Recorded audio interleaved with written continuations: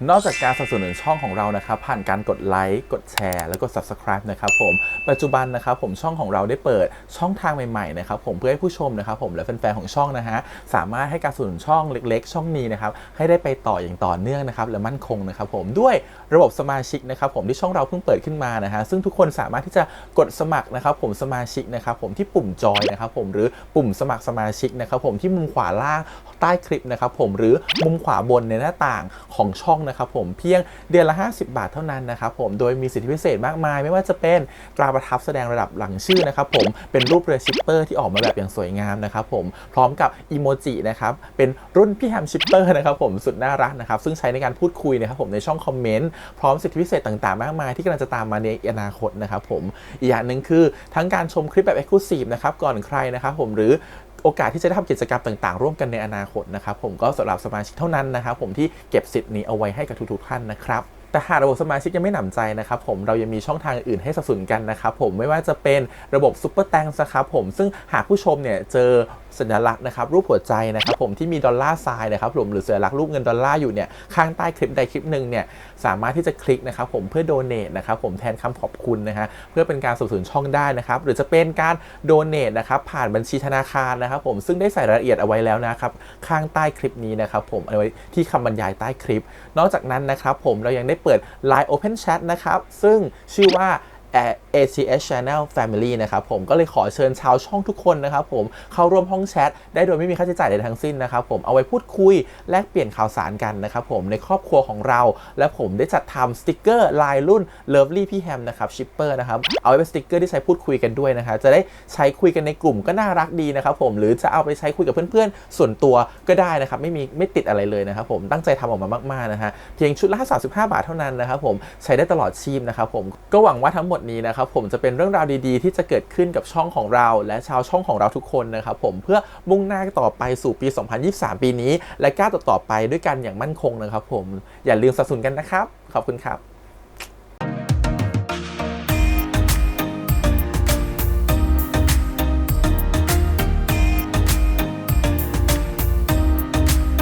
สวัสดีครับยินดีต้อนรับสู่ช่อง ATS Channel นะครับกับพบกันอีกครั้งการ reaction นะผมวันนี้กับพี่แฮมนะครับกับการ reaction ซีรีส์เรื่อง Moonlight Chicken นะครับหรือพระจันทร์มันไก่ EP ที่3นะครับผมก็ EP ที่แล้วนี่คือเรื่องราวมันทิ้งเอาไว้นะฮะเริ่มจะเปิดปมอะไรต่างๆออกมาเริ่มจะมีความเข้มข้นมากขึ้นความสัมพันธ์ที่มันยังดูคลุมเครือความสัมพันธ์ที่มันเกิดจากความเสน่หาแต่มันยังมี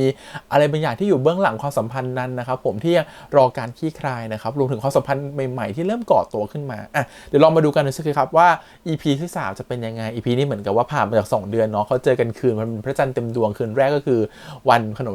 ไหว้ขนมวันไหว้พระจันทร์นะครับผมเดี๋ยวหลังจากนี้เนี่ยเขาจะเจอกันอีกครั้งหนึ่งนะครับผมนี่ผ่านมา2 เดือนใน EP นี้น่าจะเป็นวันลอยกระทงนะฮะพระจันทร์เต็มดวงเหมือนกันเดี๋ยวลองดูซิว่าเรื่องราวของสัมพันธ์ของเขาผ่านมา2 เดือนแล้วจะเป็นยังไงนะฮะก่อนอื่นเลยขอขอบคุณก่อนนะครับผมทาง GMTV นะครับผมแล้วก็ทาง Disney Plus Hotstar นะครับผมที่อนุญาตทำ reaction ได้นะครับโอเคครับเดี๋ยวไปดูกันครับผมกับ Moonlight Chicken นะครับผมพระจันทร์มันไก่ EP ที่3ครับไปดูเลยนี่พี่เหวิน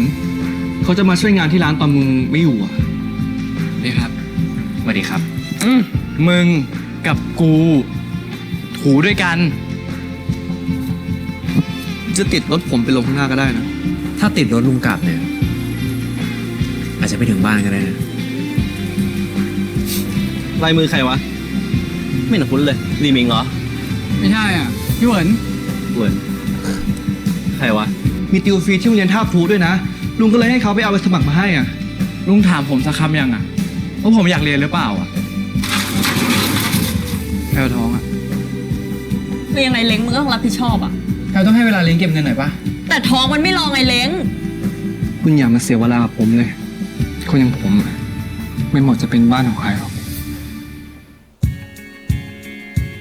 โปรเจกต์มานาฟู้ดคอร์ทเฟส 1เนี่ยเกินทำลายมันพอสมควรแล้วนะโหพี่มันก็ดีเลยมาจากโควิดปะวะใช่พี่กูก็รู้ไงแต่ถ้ามัวแต่รอจากโควิดเนี่ยปีหน้าก็ไม่น่าเปิดกันมาดีปะวะเนี่ยบอร์ดเขาเลยหาทางออกให้แล้วเขาให้พวกเราเนี่ยเซตทีมขึ้นมาใหม่ทีมหนึ่งเพื่อเวิร์กฟอร์เวิร์ดเฟส 3ล่วงหน้าไปเลยเตรียมตัวด้วยนะว่าไงครับคุณหวนมึงช่วยส่งพรีเซนเทชันให้กูเร็วหน่อยก็ดีนะกูเลื่อนลูกค้าเข้ามา2 รอบแล้วขายมึงไว้เยอะด้วยโหพี่ เลย์เอาดิสเพลย์งานลอยกระทงอ่ะยังไม่เสร็จเลยอ่ะ กูก็หาคนไปช่วยมึงอยู่ อะไรปล่อยได้ก็ปล่อยเถอะหน่อยวะ มาโฟกัสโปรเจกต์แม่นาฟูดฮอลให้กูก่อน แล้วฉันเลือกอะไรได้ไหม ซึ่งไอ้ฟู้ดฮอลล์เนี่ย มีบ่น คือตัว ชิบ ที่ หาย อยู่ใกล้กับร้านข้าวมันไก่ใช่ไหม เฮ้ย ไอ้นุ๊กย้อนไปหน่อยดิสไลด์อ่ะ เนี่ย ย้อนอีกพี่ออฟอันนี้อะไรอะพี่ อันนี้ก็เป็นบริเวณพื้นที่รอบๆเฟส 3ไง ที่เขากำลังเจรจาทุบทิ้งกันอยู่ ทุบทิ้งเหรอ ทำไมวะ ว่าอะไร เปล่าพี่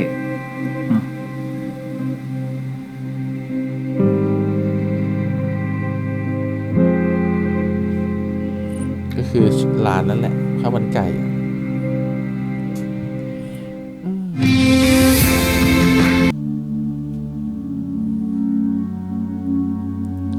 คืนฝันวันเพ็ญ The Dream of the Eternal Moon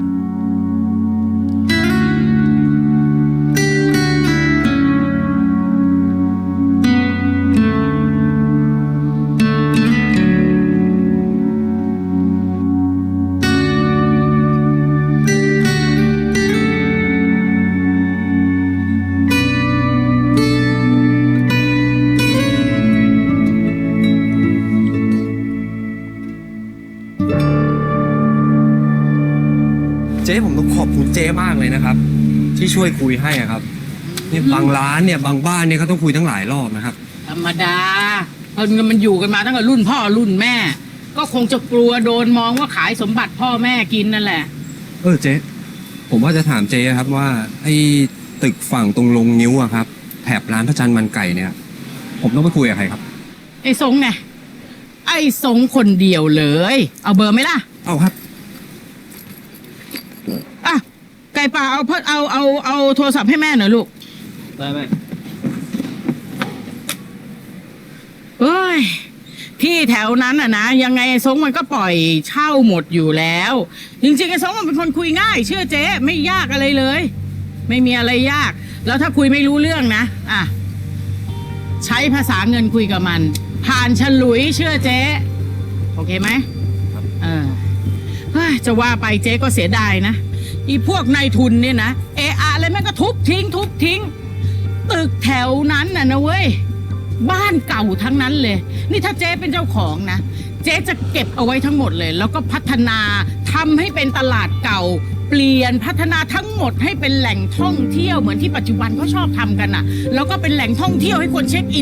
นนี่อะไรนายทุนแม่งก็ทุบทิ้งไม่มีปัญญาทำอะไรสักอย่างทุบแม่งอย่างเดียวเฮ้ยเสียดาย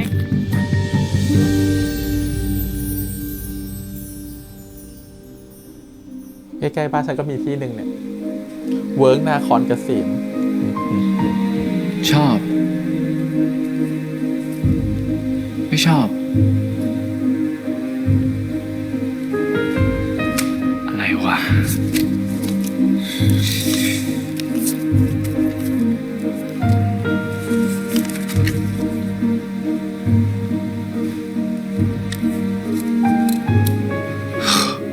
เสียใจอะไรกูเพิ่งเริ่มเรียนเอง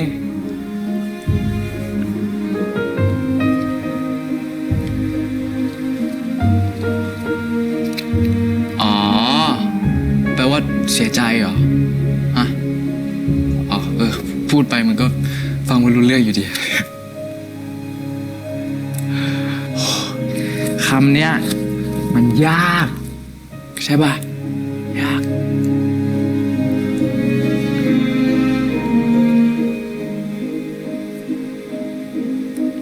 อะ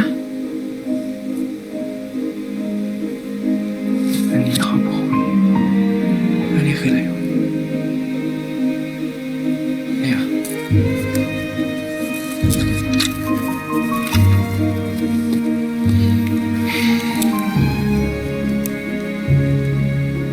เ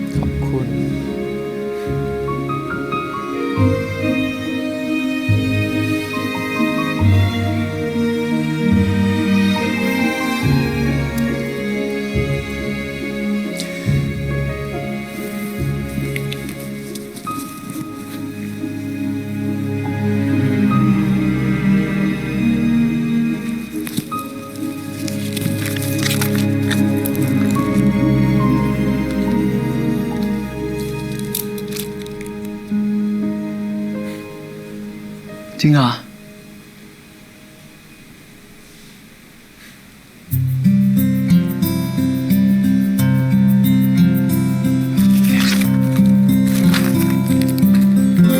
เล่าให้ฟังหน่อย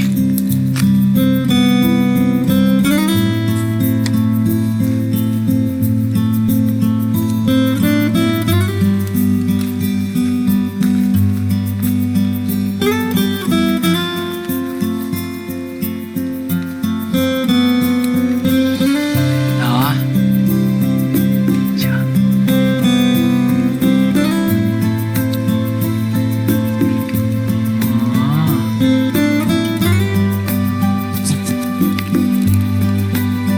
มีคนมาแซวบอกว่าทำไมเขาไม่คุยไลน์แชทกันเนาะผ่านมือถือแทนการเขียนจะง่ายกว่าไหมก็เลยบอกตอบไปว่าอาจจะเน็ตหมดเติมเน็ตไงต้องเติมเน็ตหลีหมิงเขาเน็ตไม่ค่อยพอจะมาเล่นไลน์ตลอดเวลาไม่ได้เขียนง่ายกว่า เล้งอะเดี๋ยวกูฝากร้านแป๊บนะ เออ บ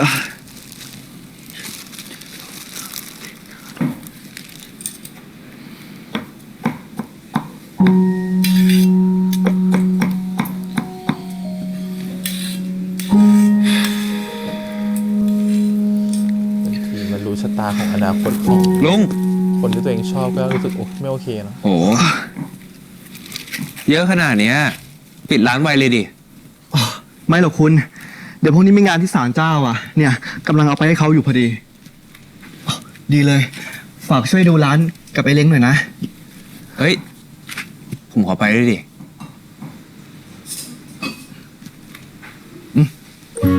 เฮ้ย เดี๋ยว ผมเลี้ยงดีกว่า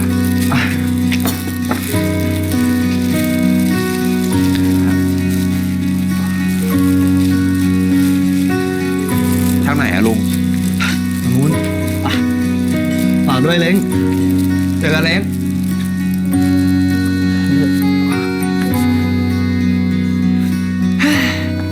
อยากชื่อจิมจังเว้ย มีแต่คนเข้าหาเสน่ห์มันแร อ้าว ง สวัสดีเฮียอ้าวโอ้มาไงกันจิมหิวอะไรมาเต็มเลยสวัสดีครับสวัสดีครับเหมือนเดิมเหมือนปีที่แล้วเฮีย คุณขอไปล้างมือก่อนนะ อ่ะเอาสิเฮียแต่ปีเนี้ยผมช่วยได้ไม่เท่าปีก่อนนะ โอ้โห ไม่เป็นไรหรอก แค่นี้ก็เหลือแล้วเนี่ย ผมเอาข้าวมาฝากเฮียด้วยนะผมนี่ไงเฮียของเฮียกับลูก อือหือขอบใจมากๆนะ อุตส่าห์มาส่งเองเลยอ่ะ เดี๋ยวนะ เดี๋ยวเซ็นชื่อในสมุดให้เฮียหน่อย พรุ่งนี้เฮียจะให้เขาประกาศขอบคุณ ร้านพระจันทร์มันไก่ ที่เป็นเจ้าภาพกันมาทุกปีเลย โอ้ยเฮียไม่เป็นไรคุณกันเองนะไม่ต้องหรอก ไม่ใช่ของ ไม่เป็นไรนะ ขาย ช่วยๆกัน ของ ไม่เป็นไร ฟรี เดี๋ยว แล้วเฮียจะช่วยโปรโมทร้านให้ไง ไม่เป็นไรคุณกันเองผมบอกไปว่า ผมอยากช่วยทุกปี อืม แล้วเป็นไงบ้างวันนี้งาน ก็กระจุกกระจิกเยอะนะนี่ก็ทำความสะอาดเตรียมงานไว้พรุ่งนี้เลยเอาข้าวไปเก็บได้นาพวกเรามาช่วยกันเอาข้าวไปเก็บแล้ว จิม สวัสดีครับสวัสดีเจ้สวัสดีครับ ไม่มาหรอปีเนี้ย นี่แหละฮะ ใช่ สวัสดีเจ้ ขาดจิมไปได้เหงาเลยนะเนี่ยมูดเอาอะไรมาเยอะแยะเลยปีนี้ โอ้ปีนี้ไก่ขึ้นดาวกว่าเจ้ได้เท่านี้ก็ฝากด้วยนะเจ้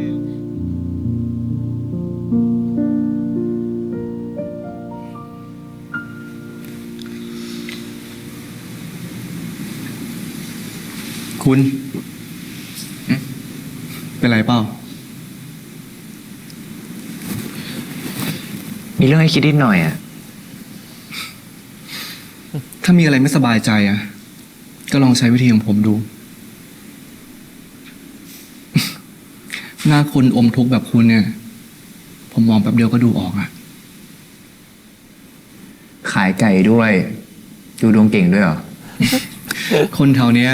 ชอบทำหน้าแบบคุณทั้งนั้นนะเวลาสิ้นเดือน ผมมาเป็นพวกหลังชนฝาบ่อยอ่ะ บางทีก็ไม่รู้จะไปต่อยังไงดี ก็ต้องพึ่งสิ่งศักดิ์สิทธิ์กันบ้าง แล้วช่วยได้ไหมอ่ะ อื้อหือ มั้ง จี๊ดมาก หรือไม่ก็หลอกตัวเองว่าสิ่งศักดิ์สิทธิ์ คงช่วยเราไปแล้ว นี่ไง อย่างน้อยตอนเนี้ยคุณก็ยิ้มแล้วนะ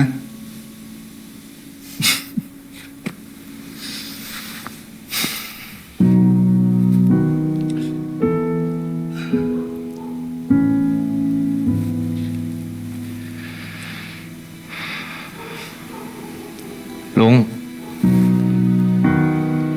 ผมถามอะไรอย่างหนึ่งได้ไหม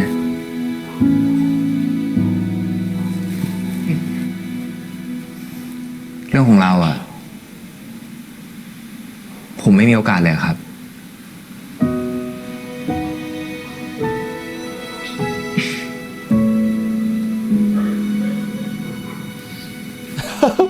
คืออะไร ตอบด้วยการไหว้พระคืออะไรอ่า นี่ เดี๋ยวเขาวมันไก่จานแรกอะเราให้เทพเจ้าท่านก่อน เอาเลิกหน่อย จะได้เฮง อ๋อรักครั้งก่อน ๆ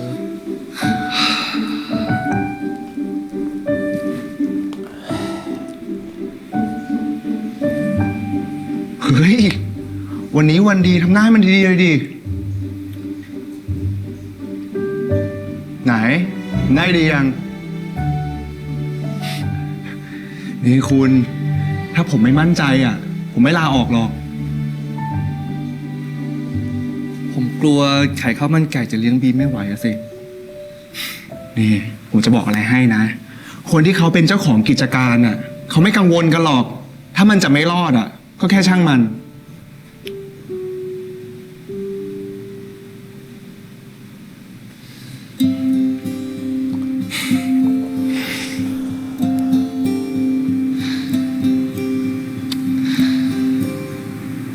เราผ่านความลำบากด้วยกันมาเยอะนะ ผมไม่ทิ้งคุณหรอก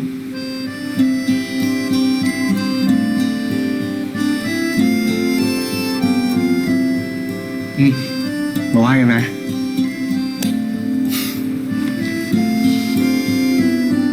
ข้าแต่เทพเจ้าทุกองค์ ขอให้ท่านรับรู้ไว้ว่า ร้านพระจันทร์มันไก่ จะเป็นพยานรักของเราสองคนเบาๆโทษนะครับพูดตามเลยพูดตามดิ ขอให้ท่านรู้ไว้ว่า ขอให้ท่านรู้ไว้ว่า ร้านพระจันทร์มันไก่ ร้านพระจันทร์มันไก่ จะเป็นพยานรักของเราสองคน จะเป็นพยาน พอแล้วมันจบยังไงวันนี้ ของเราสองคน แล้วขอให้เฮงๆด้วยนะครับ แล้วขอให้เฮงๆด้วยนะครับ ยิ้มได้แล้วเหรอ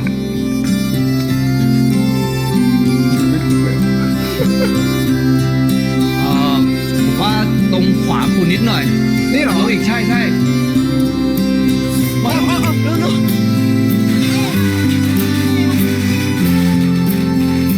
วัสดีครับพระจันทร์มันไก่ยินดีต้อนรับนะครับ สวัสดีครับ สวัสดีครับ สวัสดีครับ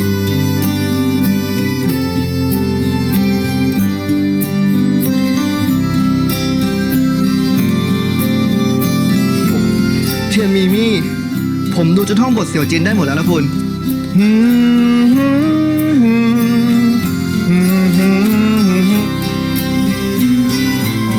มันอยู่ในทุกจุดของเขาทรงจำเลยอ่ะอ๋อ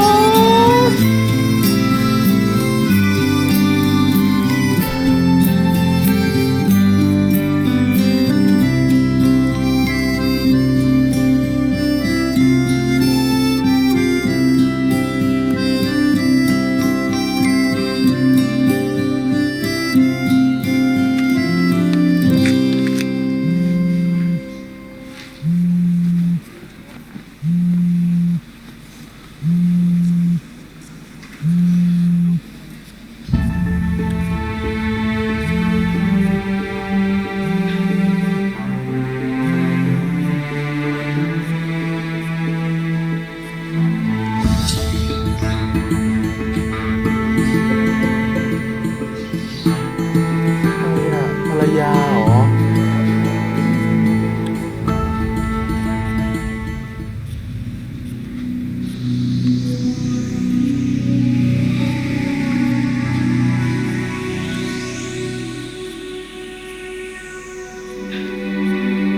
นะ คุณ เดี๋ยวนี้แอบเช็คโทรศัพท์ผมเหรอ ไม่มีอะไรให้เช็คปะล่ะ ไม่มี ใครจะไปกล้ามีอ่ะรักจะตายอยู่แล้ว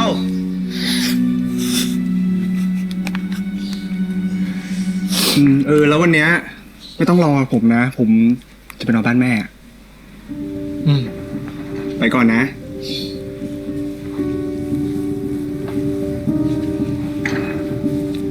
เจอกัน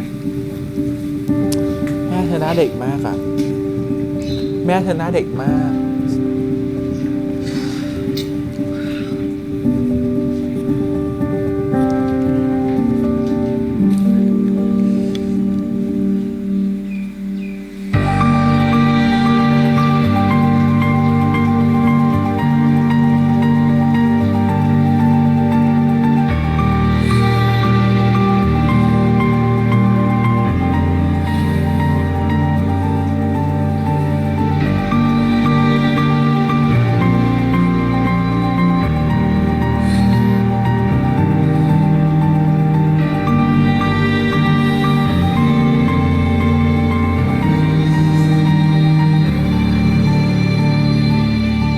ร้านนี้ก็เลยเป็นร้านที่ผมทั้งรักและทั้งเกลียด แต่ถ้าเกลียดจะเอาอะไรกินอ่ะ จริงไหม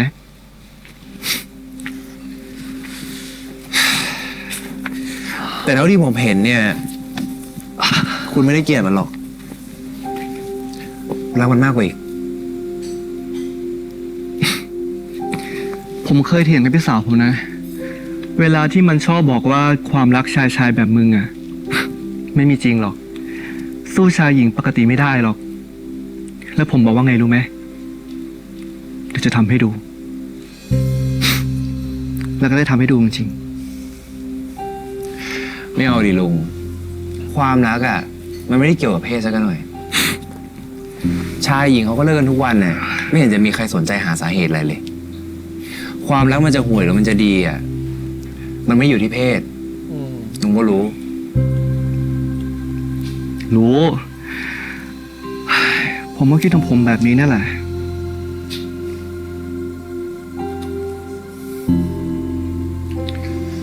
แต่เอาเข้าจริงอ่ะ ผมโคตรรักร้านนี้เลย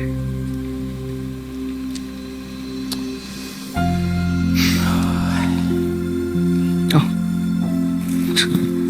แล้วไงเนี่ย กลายเป็นเรื่องผมซะงั้น คุณเถอะ หายเครียดหรือยัง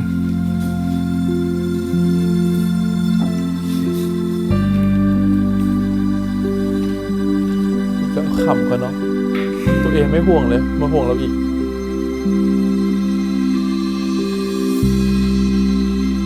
เฮีย งั้นเดือนนี้ผมไม่ต้องโอนให้เฮียแล้วนะ อ่ะเดี๋ยวนับดูก่อน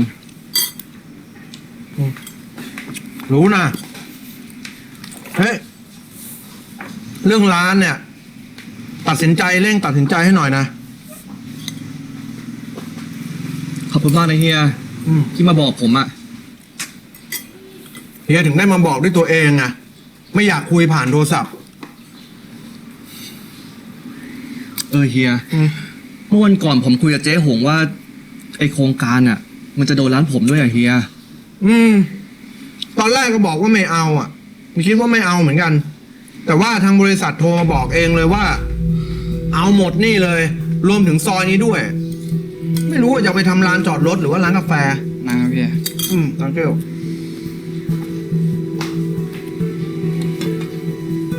แล้วเฮียเอาไงอะ ก็คงลองคุยดูก่อนอะถึงได้มาบอกด้วยตัวเองแต่เนิ่นๆเนี่ยเล่าเรื่องเอาน้ำจิ้มดำหน่อยวะ ได้เฮียแป๊บนึง เอาขิงมาด้วยนะ เ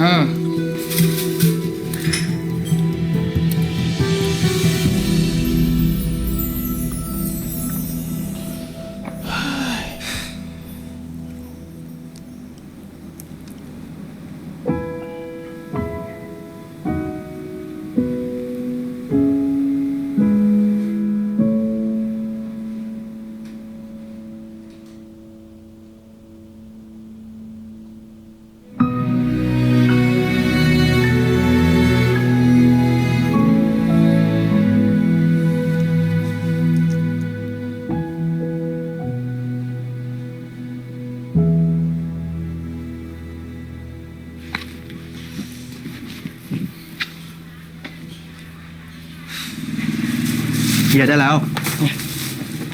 ไม่เป็นไรเฮีย มาจ่ายนะ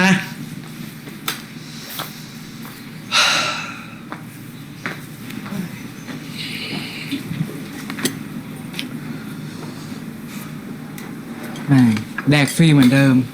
ห้ามขาย ลีหมิง มึงไม่เกรงใจผู้ใหญ่เนี่ยมึงจะเกรงใจเจ้าของที่ด้วย ก็แม่งมาคนรวยแล้วอ่ะ จะแดกฟรีอีกทำไมวะรู้เป็นขอทานอ่ะปากแก้วนะมึงอ่ะ ก็จริง จะไม่มีที่หาแดกอยู่แล้ว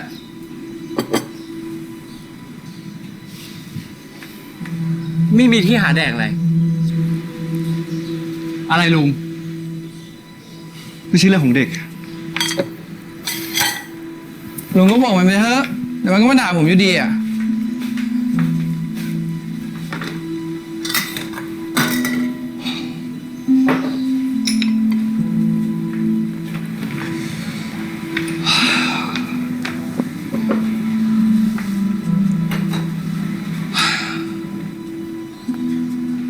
เจ้าของที่อ่ะเขาจะขายร้านเรา ไปทำศูนย์อาหารอ่ะ แล้วเยซงมาเรียกเท่าไหร่อ่ะลุง ถ้าจะเซ็งอ่ะ 300,000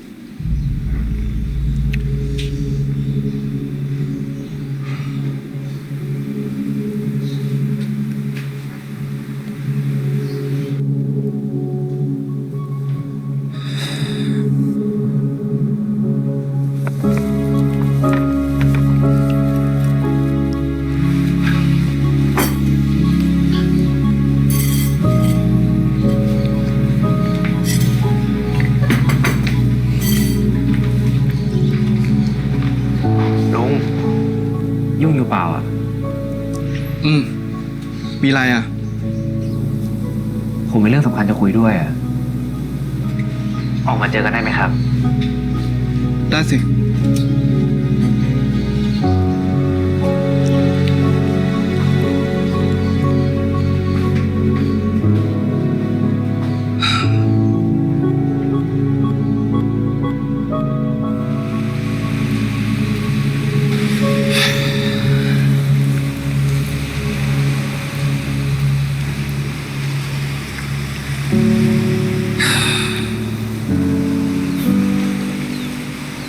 ผมเชื่อแล้ว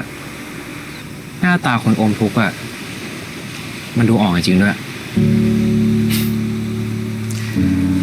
เครียดเรื่องร้านอ่ะ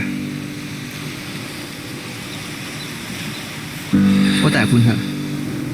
หน้าตาคุณก็ไม่ต่างกันจากผมนะ ผมเครียดเรื่องคุณ เอาเรื่องคุณดีกว่า มีอะไรจะคุยกับผมเหรอ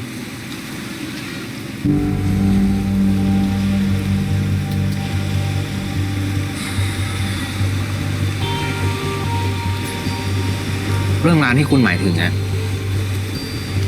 ใช่โปรเจกต์มารีนาฟู้ดคอร์ทหรือเปล่า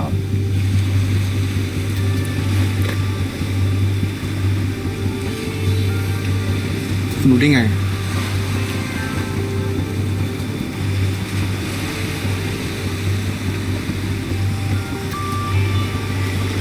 คุณจำวันแรกที่เราเจอกันได้ปะ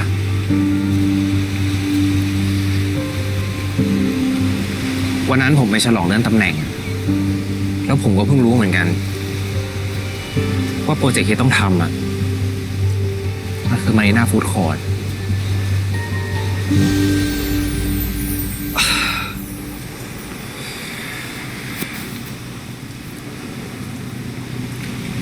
คุณมาบอกผมทำไมอะ ผมไม่อยากให้คุณรู้จักคนอื่น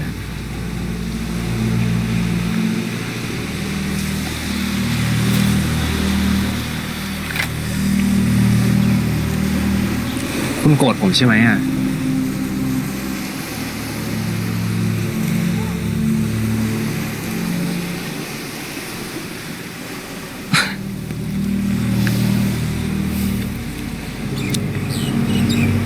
ผมจะโกรธคุณเรื่องอะไร มีแค่นี้ใช่ไหมที่จะคุยกับผม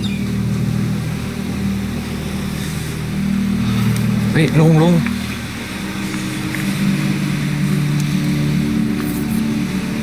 ผมว่าเย็นเนี้ยอย่าเพิ่งมาร้านผมดีกว่า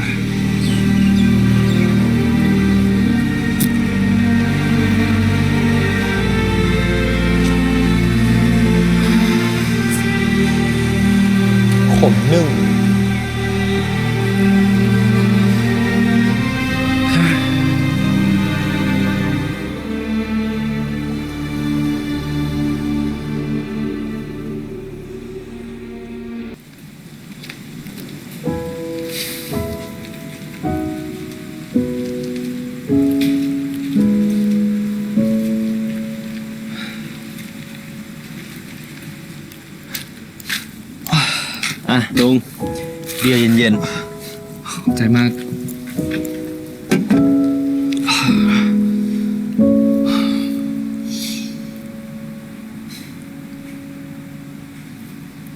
แป๊บๆก็จะลอยกระทงแล้วปะยังจำได้อยู่เลยอ่ะ ปีก่อนกระทงไอรีหมิงไฟไหม้คว่ำหมดเลยอ่ะลุงจำได้ปะที่มันโวยวายแบบกระทงผมเงี้ยโมทาจำได้ปะ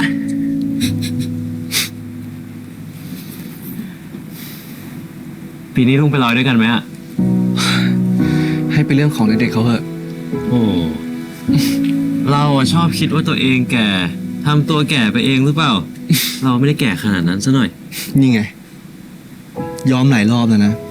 ไม่เท่ตรงไหนอะลุง ผมขาวก็เท่ ผมดำก็เท่ จริงๆ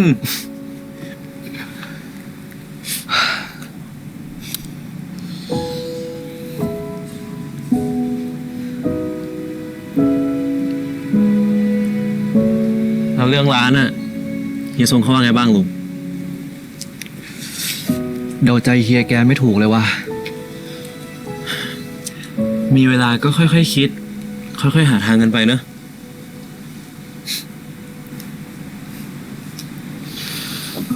ให้แม่ไปช่วยคุยให้ปะ ไป ไม่เอาไก่ป่า ยังไงถ้าเขาจะขายอ่ะ เขาก็ขายอยู่ดี ไม่ไง ก็เผื่อจะได้เตรียมตัวทัน นะ ให้แม่ไปช่วยคุยให้ อืม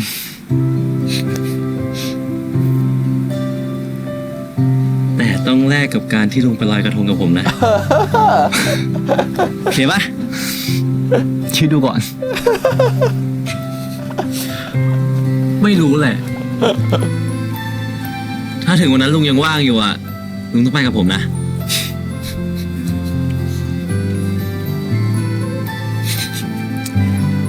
ขอบใจมากนะไก่ป่า เปลี่ยนจากคำขอบใจเป็นอย่างอื่นได้ไหม สบาย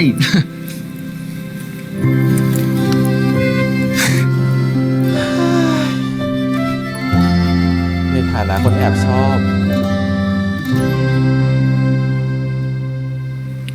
ผลการเรียนของเลิศพงษ์อยู่ในเกณฑ์ที่น่าเป็นห่วงนะคะ ครูก็เลยคิดว่าเนี่ยจะต้องเตรียมตัวให้หนักกว่าคนอื่นสักหน่อยแต่อยากให้ผู้ปกครองเนี่ยรับทราบไว้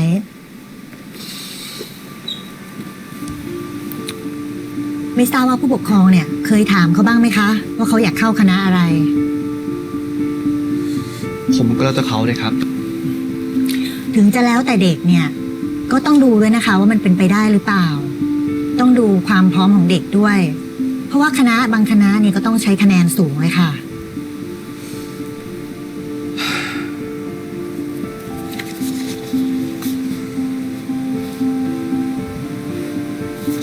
ถ้าให้เขาเรียนพิเศษจะช่วยเขาได้ไหมครับ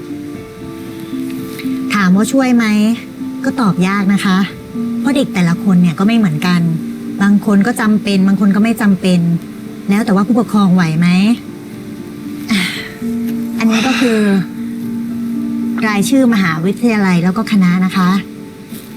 ถ้าอยากรู้อะไรเพิ่มเนี่ย ก็สอบถามในไลน์กลุ่มผู้ปกครองหรือว่าจะถามครูเพิ่มก็ได้ค่ะ ได้ครับ ขอบคุณมากนะครับ ยินดีค่ะอันนี้เป็นซองใส่นะคะ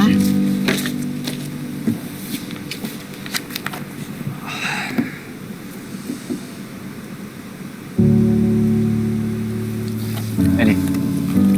ลุงมึงมั้ยน่ะ ชัดเจน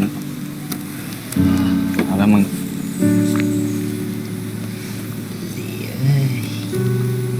แล้วมึงลงมาทำเฮียอะไรวะ น่าจะอาจารย์สมรเรียกแหละ เรื่องเรียนอะดิกูเห็นพวกห้องสี่แม่งโดนกันเต็มเลย ถึงม .6 แล้วนะเว้ย ยังต้องให้ลุงมาตัดสินใจเรื่องเรียนอีกเหรอวะ โดนปะเนี่ย ไม่โดน กูไม่โดน แต่กูเห็นว่าเตะบอลด้วยกันเมื่อกี้7-8 คนแม่งโดนกันหมดเลย แล้วมึงไปเรียนตอนไหนเนี่ย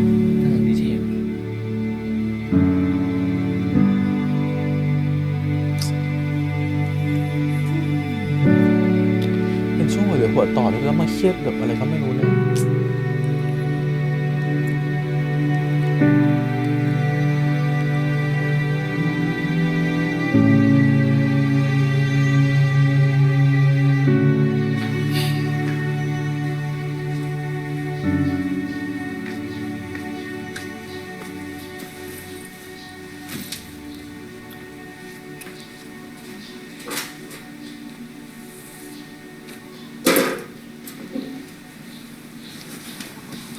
เอลิมิง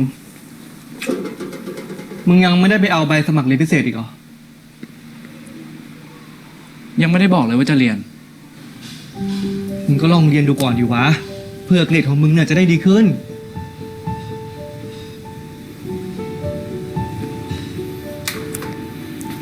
ที่ลุงไปโรงเรียนมา เพราะเรื่องนี้เหรอ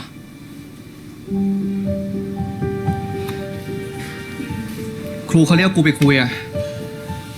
แล้วมึงอะอยากเข้าคณะอะไร อยากเข้าที่ไหน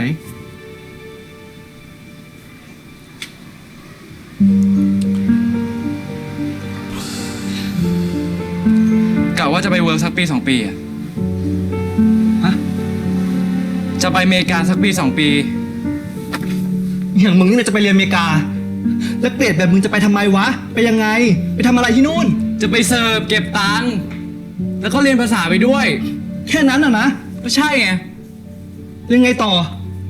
ก็ไม่รู้ยังไม่มีแผน ค่อยคิดกันอีกที แล้วมึงคิดว่ามึงอยู่นู่นมึงจะรอดเหรอวะมึงทำอะไรที่นู่นนะฮะ แล้วเอาเงินที่ไหนไป ลุงจะให้ผมอยู่ที่นี่ไปจนตายเหรอ่ะเรื่องเงินผมก็หาทางของผมเองอ่ะ ดีเนอะแม่งคิดจะไปยังไม่บอกกูสักค ผมก็มาบอกอยู่นี่ไง ำ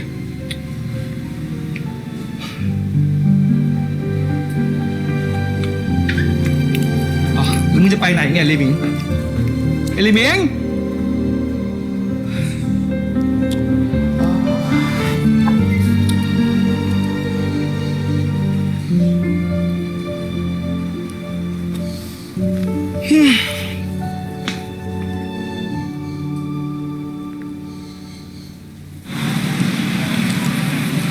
กูว่าสีมันเยอะไปหน่อยวะดูดิ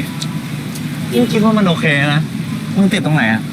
ติดเรื่องสีไอ้อย่างคือป้ายกูว่าป้ายมันควรเป็นวงกลมเว้ยมันไม่ควรจะเป็นเหลี่ยมแบบเนี้ยโอเคเดี๋ยวไงเดี๋ยวแก้ให้มีอะไรอีกปะไม่มีละโอเคงั้นกูไปก่อนเจอกันมึง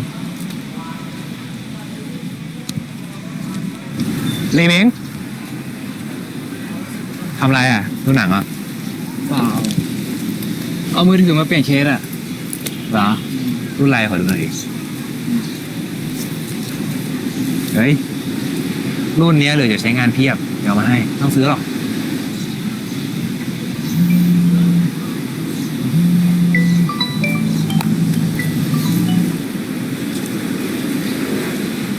ทะเลาะกับลุงเหรอ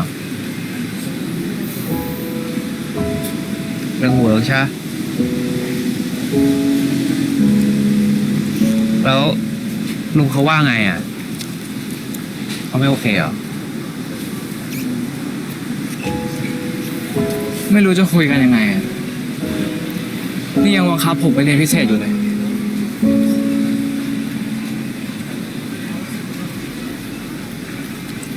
คุยได้นะเว้ย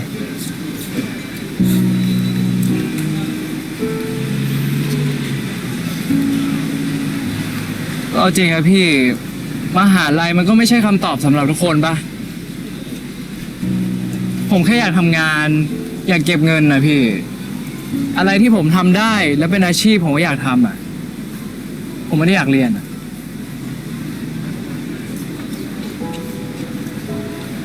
แล้วเราอยากเป็นอะไรอ่ะ ผมยังไม่รู้เลยอะพี่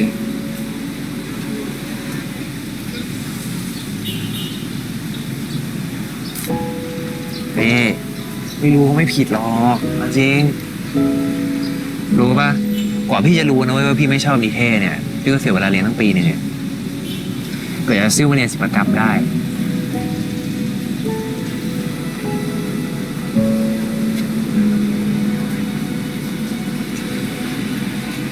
จริง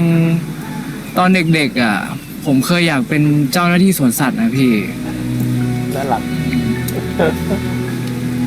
พอโตมาผมก็อยากเป็นนักบอล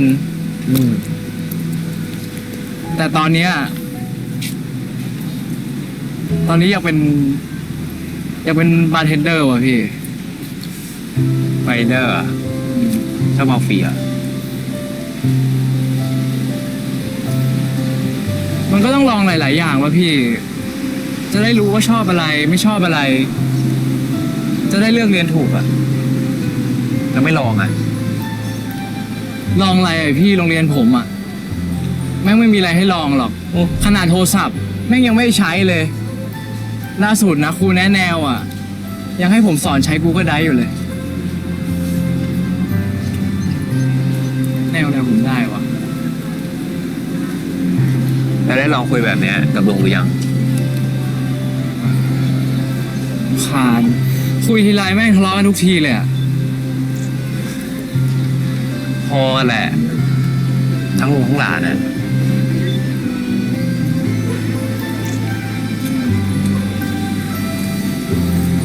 จริงๆผมก็เข้าใจนะว่าลุงเขาเป็นห่วงอะพี่ แต่ผมแค่อยากลองใช้ชีวิตดูก่อนอะ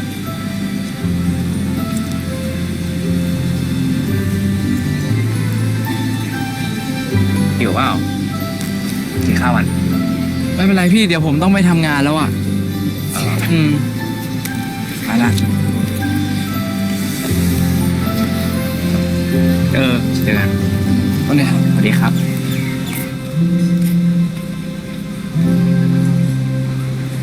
ฮัลโหลป๋าว่าไงครับ พี่จ้ะ ขอบคุณมากเจ๊ เป็นแบบความคิดเด็กแบบเมืองนอก แต่อยู่ในสังคมเมืองไทย ร้านเงียบจริงเว้ยวันเนี้ยปิดร้านเร็วหน่อยไหมลุง เล้งเอาหัวมาดิ อุ้ยเธอเบาๆดิเจ็บโอ้ย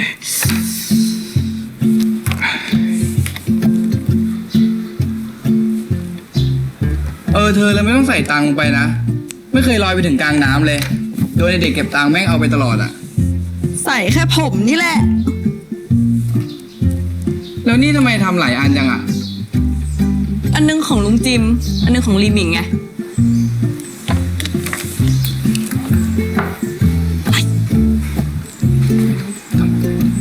ทำอะไรเนี่ยก็บอก ดูมันทำดีกว่า จะไม่ให้กูบ่นได้ยังไง มือถือแม่งก็ไม่รับ แบตหมดมั้งลุง เมื่อกี้แพลวเห็นอยู่กับพี่หวนที่มารีน่า ลองโทรถามพี่หวนดูดิ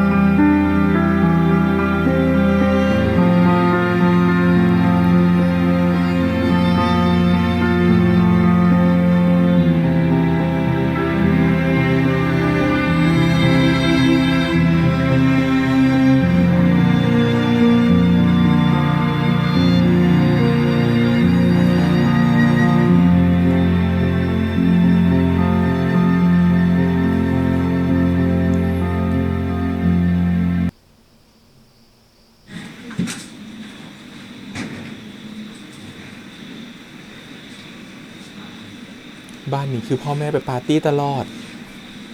ทิ้งลูกไว้คนเดียวตลอด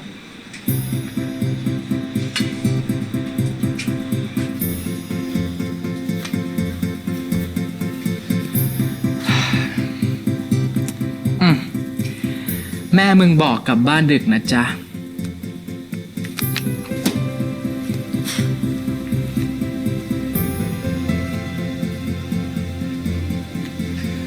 อ๋อ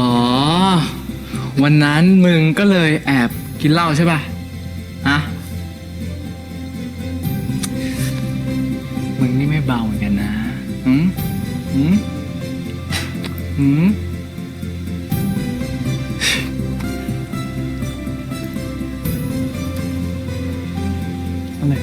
อะไรไปไหน อะไรฮะ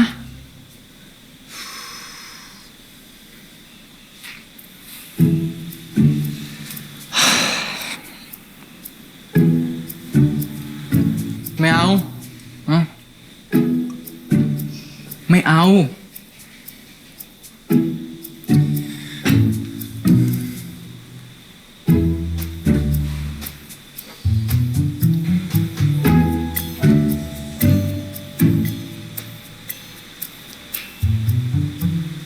ป๋า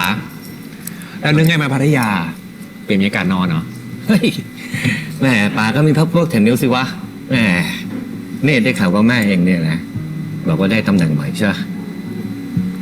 ก็กะว่าจะหาคนเลี้ยงไว้ป๋าสักหน่อยอะนะ เออ นี่ แฟนแกเนี่ยนะ ยังคนเดินอยู่ปะไอ้ที่หน้ามันออกแบบตีๆหน่อยอะหืมเดิมนี่เดิมไหนอะป๋าเอ้าเดิมไหนแล้วป๋าจะรู้ไหมเนี่ยฮะแล้วแต่เอง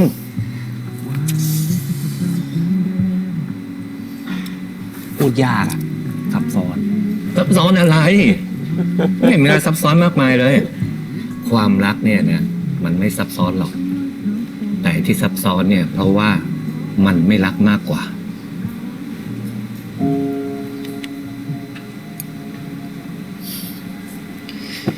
ไม่รู้ที่ป่า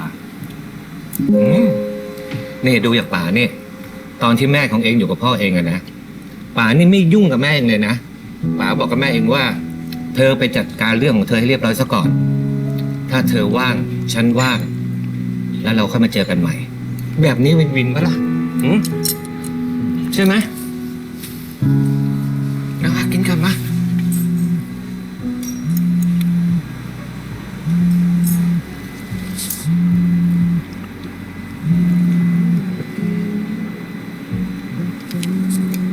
ฮัลโหล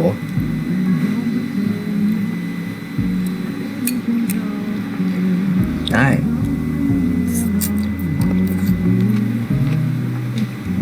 แยกกันแล้วครับเหมือนแบตเขาหมดอ่ะ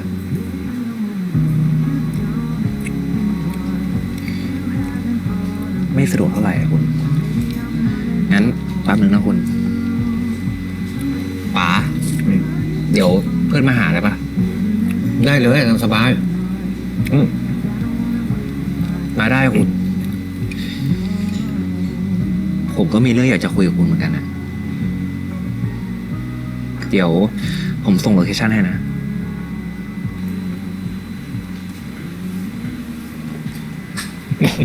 อีกคนยิ้มไม่ใช่ จะเปิดตัวแฟนใหม่เหรอฮะนั่นยังแค่เพื่อนนั่นเนี่ยเพื่อนจริงเหรอหรือเกินกว่านั้นแล้วก็ไม่รู้อ่ะ ได้ธรรมดานะเราเนี่ยนะฮะ คนนึงเขาไม่โทรหาไข่ป่าเลยนะโทรหาคนนี้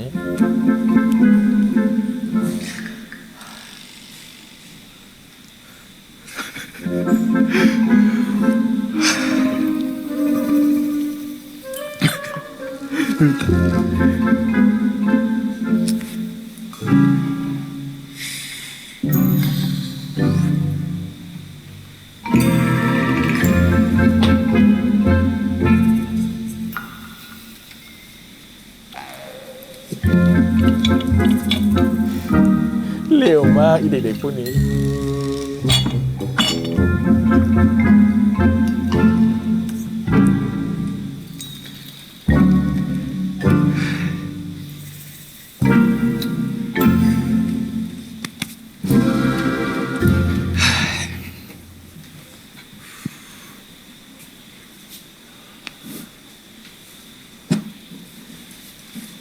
ดี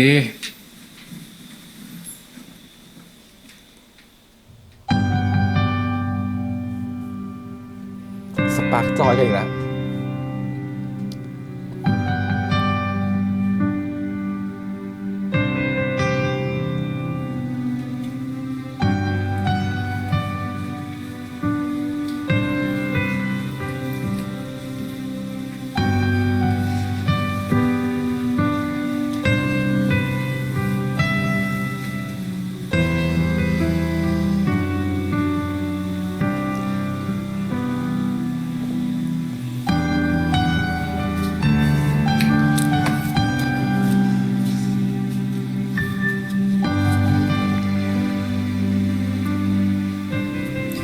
วันนี้ไปลอยกระทงกันไหม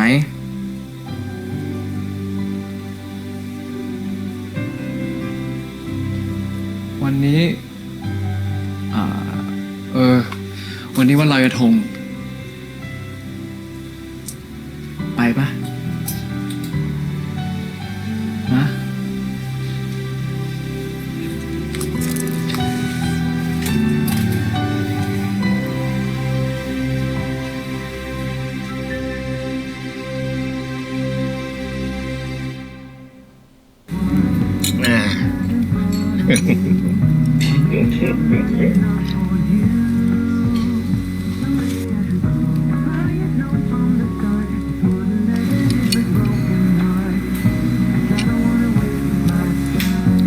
นั่งดิลุง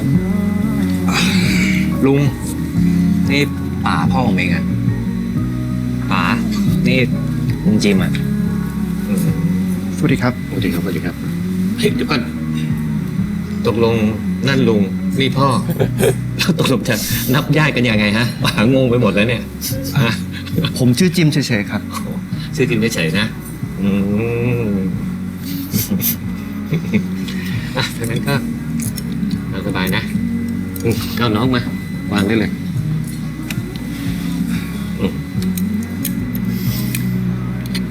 เอาสบายเนี่ยลองดูนี่หน่อยที่เป็นไงบ้างไอ้ ไอ้หมูผัดน้ำเลี้ยบเนี่ยนะป่าว่านะสู้ฝีมือแม่เองไม่ได้เลย คนนั้นน่ะเขามือเทพทำอะไรก็อร่อยตัวอื่นน่าดีไม่ได้จากเขาเลยอะ ทำไมจะไม่ได้แล้วก็ได้เจ้าขาลมมาไงฮะ ใช่ไหม อันนั้นเนี่ยผมได้จากป๋า อืม แต่ขี้บ่นอะได้แม่ เอาที่สบายใจ ป่ากับคุณนี่ดูสนิทกันดีนะ แรกๆก็งงๆอะแต่พอเห็นว่าเขาทำให้แม่ผมมีความสุขเนี่ย ผมก็เลยเปิดใจให้เขาดูอะไปมาๆนะ ตอนเนี้ยรู้เรื่องผมเยอะกว่าแม่ผมอีก หรือว่าผมเลี้ยงหลานไม่เป็นจริงๆ มันไม่เคยเล่าอะไรให้ผมฟังเลย อยากให้เขาเล่าเนี่ยแล้วฟังเขาปะล่ะ เรื่องลิมิงมันดื้อมันก็ชอบเถียง เถียงอะไรอะ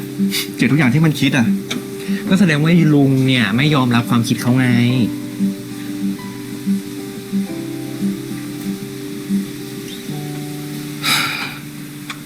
ไอ้เรื่องไปเมืองนอกเนี่ย ผมเข้าใจ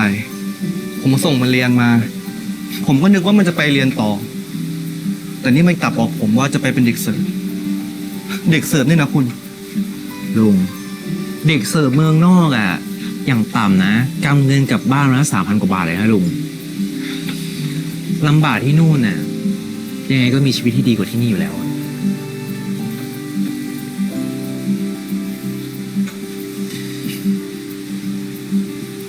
เอาจริงนะลุงถ้าเกิดผมย้อนเวลากลับไปได้เนี่ย ผมอาจจะไม่เรียนมหาลัยก็ได้นะเดี๋ยวนี้ทางเลือกมันเยอะแยะกว่าเมื่อก่อนเยอะอะ ผมแค่คิดว่า เรียนจบก็ต้องให้รับปริญญาแค่นั้น ปริญญาเหรอปริญญาอาจจะไม่ใช่คำตอบของทุกคนก็ได้ลุงอย่างผมนี่ไงเรียนจบตรีมาใช่ปะทำงานแบบเดือนชนเดือน บางเดือนไม่ชนเดือนเลย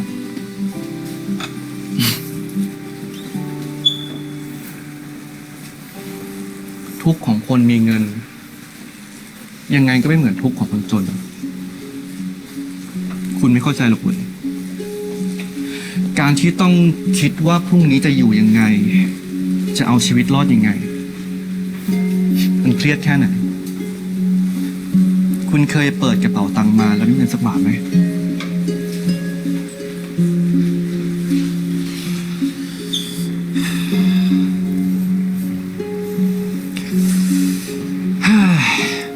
ผมแค่อยากจะบอกกับลุงว่า ความสุขของแต่ละคนเนี่ย มันไม่เหมือนกันอย่างลุงเองอะลุงก็มีความสุขกับการขายข้าวมันไก่จริงปะหลี่หมิงเองอะนะเขาก็คงมีความสุขกับการที่เขาเนี่ยได้เลือกชีวิตของเขาอะ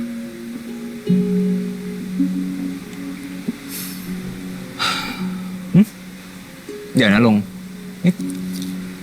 ลุงหายโกรธผมแล้วเหรอ หายดีไหมล่ะ อย่างที่ผมบอก ผมจะไปโกรธคือเรื่องอะไร ก็ดีลุง ถ้าเกิดลุงยังไม่หายโกรธผมอะนะ ผมก็จะ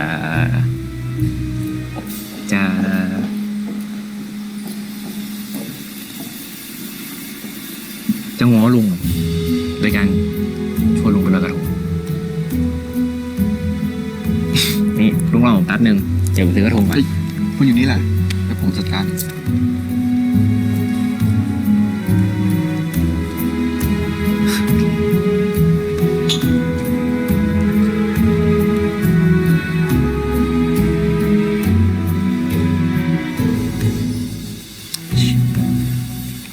นี่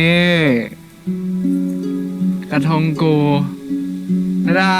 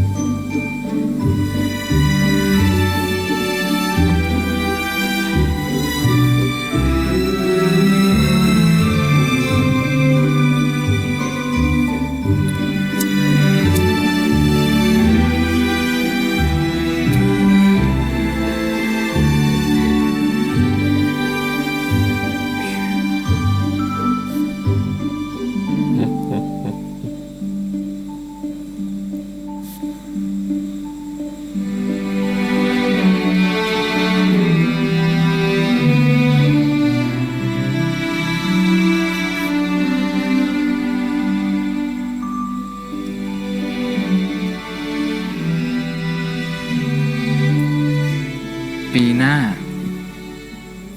ลอยกระทงที่แม่น้ำใหญ่กันปะ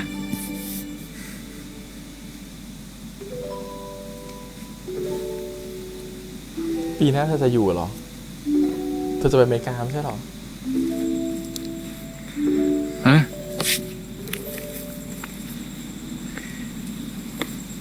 เฮ้ย ทำงี้ ทำอย่างนี้ ลุกขึ้น รำวงวันลอยกระทงกันเลย ทำอย่างนี้ อย่างนี้ อย่างนี้ แล้วก็ทำอย่างนี้ ทำอย่างนี้ เดินมา ทำอย่างนี้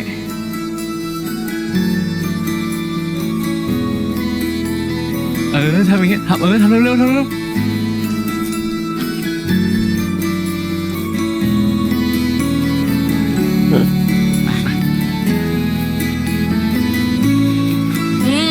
แกลอยกับแม่ทุกปีนี่แกไม่เบื่อบ้างหรือไง ก็มีบ้างแหละ ทำไงได้อะแม่ แฟนยังไม่มีเลย ก็รีบหาเขาสิ ฉันก็อยากเห็นหน้าแฟนแกเต็มทนแล้วเนี่ย โอ้โห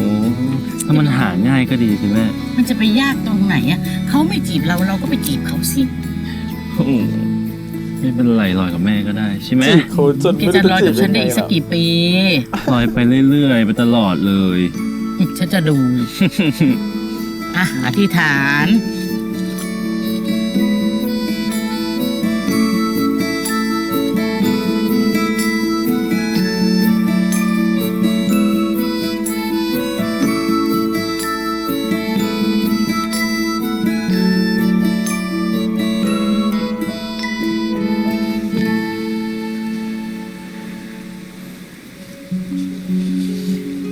เดี๋ยวนะลุงเอากระทงมาจากรถเลยเหรอ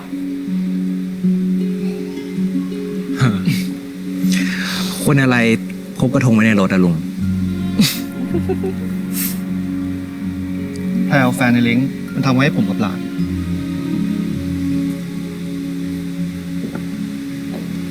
ขอบคุณครับ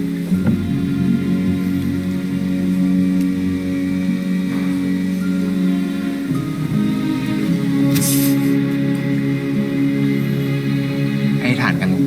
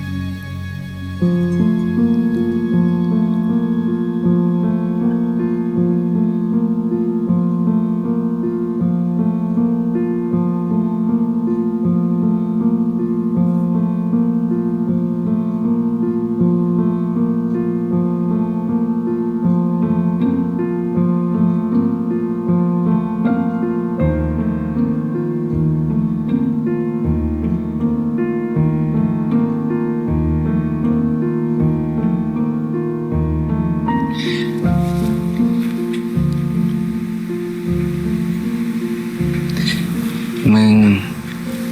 อ่านปากได้ใช่ปะ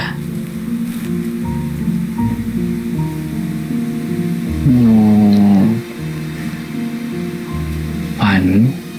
ดีนะ เข้าใจเปล่า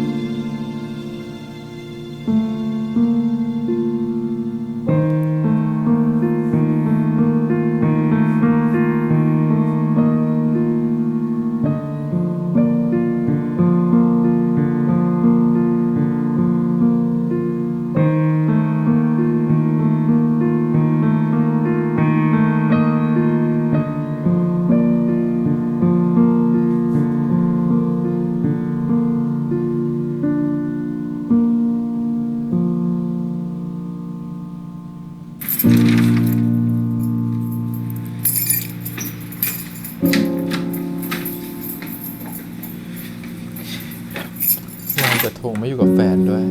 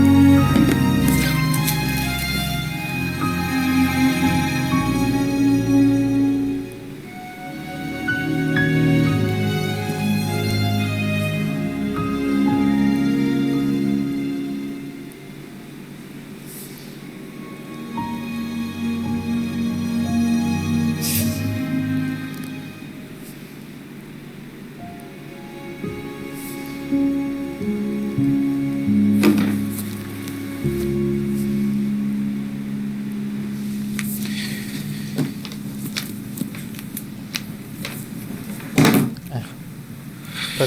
ากฏกายแล้วยังมาแล้วจ้ะ